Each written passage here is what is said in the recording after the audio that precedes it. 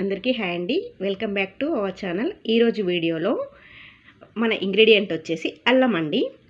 అల్లంతో ఏం చేస్తానా అని చెప్పేసి ఆలోచిస్తున్నారు కదా. టిఫిన్ సెంటర్ స్టైల్లో అల్లం చట్నీని ఎలా చేసుకోవచ్చో మీతో షేర్ చేస్తానండి. పర్ఫెక్ట్ రెసిపీ అండి. ఏ టిఫిన్ చేసినా కూడా అందులోకి అల్లం చట్నీ చేయాలి అంటే ఇదే రెసిపీని బ్లైండ్గా ఫాలో అయిపోవచ్చు. ఇంగ్రీడియంట్స్ అనేవి ఈ వీడియోలో నేను చెప్పే విధంగా ఎగ్జాక్ట్గా తీసుకోండి, సేమ్ టేస్ట్ వచ్చేస్తుంది. అండ్ ఇలా చేస్తే 10 రోజుల పాటు ఈ పచ్చడిని స్టోర్ కూడా చేసుకోవచ్చు అన్నమాట. ఎప్పుడు చేసినా ఎన్నిసార్లు చేసినా అస్సలు బోర్ కొట్టదు. చాలా చాలా టేస్టీగా కుదురుతుందండి. ఎందుకనంటే నేను చాలాసార్లు ట్రై చేసిన తర్వాత నాకు పర్ఫెక్ట్గా వచ్చిన రెసిపీని మాత్రమే నేను మీతో షేర్ చేస్తున్నానండి.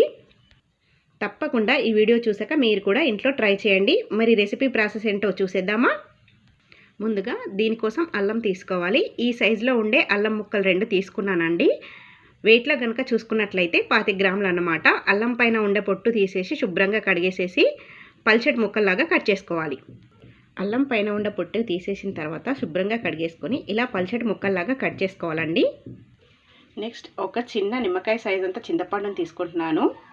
చింతపండుని నీళ్ళలో వేసి బాగా కడిగేసి పక్కన పెట్టేసుకోవాలి. ఇప్పుడు స్టవ్ పైన ప్యాన్ పెట్టేసుకొని 1 టేబుల్ స్పూన్ దాకా ఆయిల్ వేసుకోవాలి.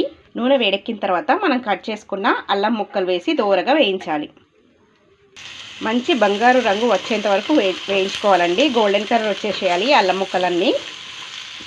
మాడిపోకూడదు, అలాగని డ్రైగా కూడా అయిపోకూడదు. కాస్త వేగాలి. పచ్చివాసన పోయేంత వరకు ఇలా ఫ్రై చేసుకోవాలి. ఇలా వేగిన తర్వాత ఇందులోకి 1 టేబుల్ స్పూన్ దాకా మినప్పప్పు, 1 టేబుల్ స్పూన్ దాకా శనగపప్పు వేసేసి దోరగా వేయించుకోవాలి. చిన్న మంట మీద వేయించుకోవాలి. పప్పులు కొంచెం వేగిన తర్వాత ఇందులోకి 1/2 టేబుల్ స్పూన్ దాకా ధనియాలు, 1/2 టీ స్పూన్ దాకా జీలకర్ర, 1/2 టీ స్పూన్ దాకా మెంతులు కూడా వేసేసి లైట్గా వేయించుకోవాలి.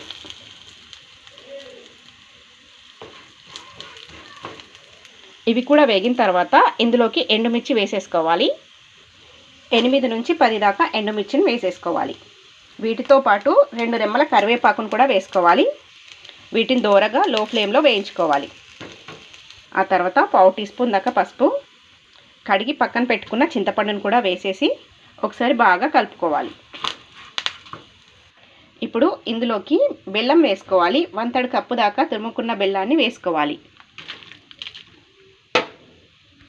బెల్లం వేసిన తర్వాత అంతా ఒకసారి కలిపేసుకోవాలి. 1/2 కప్పు దాకా వాటర్ వేసేసుకొని వాటర్ బాయిల్ అయ్యేంత వరకు మరిగించుకోవాలి. ఇప్పుడు స్టవ్ ఆపేసి వీటిని పూర్తిగా చల్లారనివ్వాలి. ఇవి పూర్తిగా చల్లారిపోయాయి కదా. ఇప్పుడు వీటిని మిక్సీ జార్లోకి తీసుకుందాము. ఇందులోకి రుచికి సరిపడా ఉప్పు, అలాగే 2 లేదా 3 వెల్లుల్లి వేసేసుకొని మెత్తగా గ్రైండ్ చేసేసుకోవాలి. ఇలా గ్రైండ్ చేసేటప్పుడు కాచి చల్లారబెట్టిన నీళ్ళని వేసుకుంటూ గ్రైండ్ చేసుకుంటే గనక పచ్చడి అనేది 10 రోజులైనా కూడా పాడవదు. చూడండి, ఇలా కాస్త గట్టిగానే గ్రైండ్ చేసుకోవాలి. ఇలా గ్రైండ్ చేసిన పచ్చడిని చల్లారిన తర్వాత ఎయిర్ టైట్ జార్లోకి పెట్టేసుకొని ఫ్రిడ్జ్లో స్టోర్ చేసుకుంటే 10 రోజుల పాటు స్టోర్ ఉంటుందండి. మీరు ఎక్కువ క్వాంటిటీలో చేసుకోవాలనుకుంటే కనుక ఈ ఇంగ్రీడియంట్స్ అన్నిటినీ కూడా డబుల్ కానీ త్రిబుల్ కానీ వేసేసుకోండి.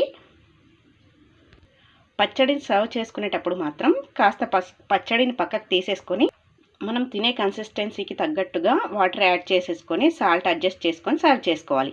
అంతేనండి, టిఫిన్ సెంటర్ స్టైల్ అల్లం చట్నీ అయితే రెడీ అయిపోయింది. చాలా బాగుంటుందండి. మీరు ఒకసారి ట్రై చేసి టిఫిన్స్లోకి తిన్న తర్వాత ఇంకా మర్చిపోరన్నమాట. ప్రతిసారి ఇదే చేసుకోవాలనిపిస్తుంది. మరి ఈ రెసిపీని మీరు కూడా ట్రై చేసేసి టేస్ట్ చేసిన తర్వాత మీ ఫీడ్బ్యాక్ని నాతో షేర్ చేయడం మర్చిపోవద్దు. వీడియో నచ్చితే లైక్ చేయండి. మీ ఫ్రెండ్స్కి రిలేటివ్స్కి షేర్ చేయండి. మరిన్ని సింపుల్ టేస్టీ రెసిపీస్ కోసం మన ఛానల్ని సబ్స్క్రైబ్ చేసుకోండి.